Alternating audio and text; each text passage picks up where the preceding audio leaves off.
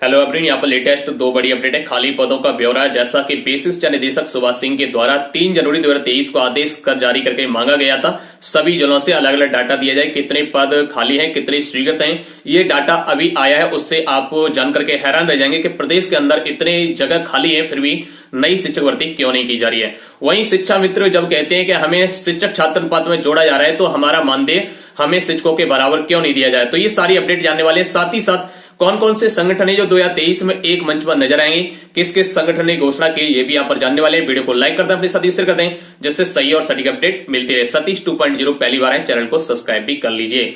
तो सबसे पहले हम बात करते हैं यहां पर चंदौली जिले से, जहां पर आपके जिला विशिष्ट अधिकारी हैं सत्येंद्र कुमार सिंह, उनके द्वारा डाटा दिया गया है कितने पद स्वीकृत हैं और कितनी अभी शिक्षकों की आवश्यकता है। तो हम बात करें यहां पर प्राइमरी शिक्षक भर्ती के लिए, तो प्राथमिक विद्यालय में शिक्षकों के अगर पदों की बात करें तो 4796 पद है स्वीकृत हैं, उसमें 3248 शिक्षक अभी कार्यरत है चंदौली जिले में। एक ही जिले का डाटा देखा जा रहा है, और साथ ही साथ यहां पर 1549 पद आपके खाली हो जाते हैं। इन पदों पर शिक्षकों की आवश्यकता है, जितने छात्रों का नामांकन हुआ है उसके अकॉर्डिंग 4796 शिक्षक होनी चाहिए, जबकि 3248 शिक्षक है। 1549 पद अभी भी जरूरत है, यानी शिक्षकों की जरूरत है प्राइमरी में। वहीं जूनियर की बात करें तो जूनियर में 1799 स्वीकृत पद हैं, 1267 अभी वर्तमान में कार्य शिक्षक हैं। बच्चों के अकॉर्डिंग देखा जाए तो 548 पद अभी भी शिक्षकों के खाली हैं। तो इस तरीके से प्राइमरी और जूनियर दोनों में शिक्षकों की आवश्यकता है। ये आपका एक जिले का डाटा आया है, जो कि मार्च 2023 तक का डाटा है, जिसमें सत्येंद्र कुमार सिंह जिला विशिष्ट अधिकारी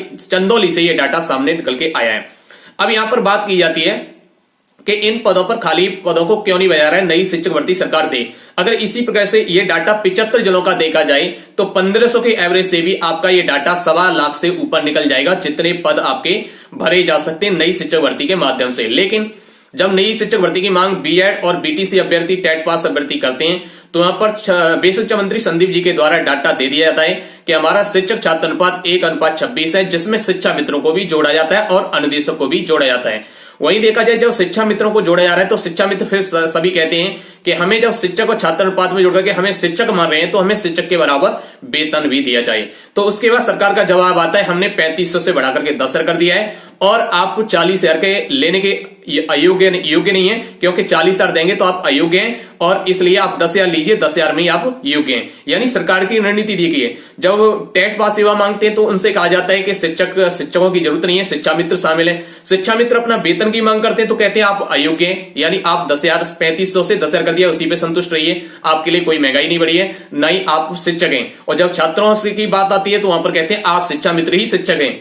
तो इस तरीके से दोनों को गुमराह सरकार के द्वारा किया जाता है, न तो नई शिक्षक भर्ती दी जाती है, नई शिक्षा मित्रों को वेतन दिया जाता है। इसके बाद हम बात करते हैं आपके धरना प्रदर्शन को लेकर के, जो अलग अलग संगठन के द्वारा रणनीति अलग अलग तरीके से तैयार की जा रही है। बहुत सारे संगठन आप सभी जानते हैं, प्रदेश के अंदर सभी संगठन के द्वारा अलग अलग तरीके से अपनी घोषणाएं भी की जाती हैं, अलग अलग तरीके से अपने अपने वह वादे किए जाते हैं और आश्वासन भी दिया जाता है। लेकिन अभी जो धरना प्रदर्शन हो रहा है उसमें जो खुले मंच पर आने की घोषणा की गई, वो अभय कुमार जी संगठन है, जो शिक्षा मित्रों के संगठन के प्रदेश अध्यक्ष हैं अभय कुमार जी। उन्होंने कहा है हमारे जितने भी पदाधिकारी हैं, ब्लॉक अध्यक्ष, जिला अध्यक्ष और हमारे शिक्षा मित्र, आम शिक्षा मित्र साथी हैं, सभी एक मंच पर आएंगे, हम भी मौजूद रहेंगे, शिवकुमार शुक्ला जी रहेंगे। तो ये संगठन आपस में आने के लिए तैयार है, इन्होंने खुले मंच से अपना ऐलान किया है। साथ ही साथ हृदय दुबे ने भी कहा है कि अगर हमारी बातों के माध्यम से अगर शिवकुमार शुक्ला जी धरना कर रहे हैं तो हमारा भी पूर्ण समर्थन है। इसके अलावा किसी भी संगठन के द्वारा यहाँ पर खुला आश्वासन देखने को नहीं मिला है कि उन्होंने घोषणा की हुई हम भी जाएंगे, हमारे पदाधिकारी जाएंगे और हम एक मंच पर आने के लिए तैयार हैं, हम आपकी बातों से सहमत है, आम शिक्षा मित्र हित के लिए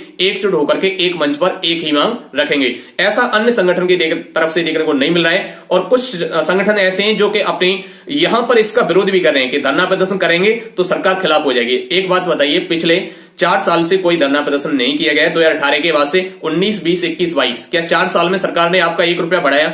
बिना धरना प्रदर्शन के, बिना हक मांगे सरकार ने कोई 1 रुपया बढ़ाया? नहीं बढ़ाया, न तो टेट पास का न नॉन टेट पास का।